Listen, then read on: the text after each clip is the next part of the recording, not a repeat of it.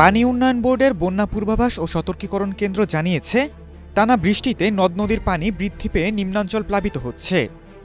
আগামী ২৪ ঘণ্টায় দেশের ৮ জেলার নিম্নাঞ্চল প্লাবিত হতে পারে। বন্যা পূর্বাভাস ও সতর্কীকরণ কেন্দ্র জানিয়েছে, শনিবার আত্রাই নদীর পানি আত্রাই রেলওয়ে ব্রিজ পয়েন্টে বিপদসীমার ৩০ সেন্টিমিটার উপর দিয়ে প্রবাহিত হচ্ছে। এছাড়া গত ২৪ ঘণ্টায় দেশের অভ্যন্তরে চট্টগ্রাম বিভাগে এবং উজানে ভারতের ত্রিপুরা প্রদেশে দেখা দিয়েছে ভারী বৃষ্টিপাত। এ অবস্থায় আগামী ৭২ ঘণ্টায় দেশের অভ্যন্তরে সিলেট ও রংপুর বিভাগে এবং উজানে রয়েছে মাঝারি থেকে ভারী বৃষ্টিপাতের সম্ভাবনা। এলএমই সার্টিফাইড বিশ্বসেরা কপারে তৈরি ওয়ালটন কেবলস, যা আপনার স্থাপনাকে রাখবে সব সময় নিরাপদ। গত ২৪ ঘণ্টায় বৃদ্ধি পেয়েছে রাজশাহী বিভাগের আত্রাই ও ছোট যমুনা নদীর পানি। আগামী ২৪ ঘণ্টায় এসব নদীর পানি সমতল স্থিতিশীল থাকতে পারে।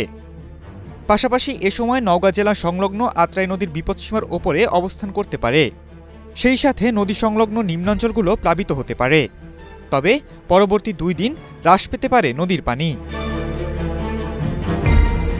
বন্যা পূর্বাভাস ও সতর্কীকরণ কেন্দ্র আরও জানিয়েছে, গত ২৪ ঘণ্টায় গঙ্গা নদীর পানি সমতল হ্রাস পেয়েছে, তবে এ সময় বৃদ্ধি পেয়েছে পদ্মা নদীর পানি।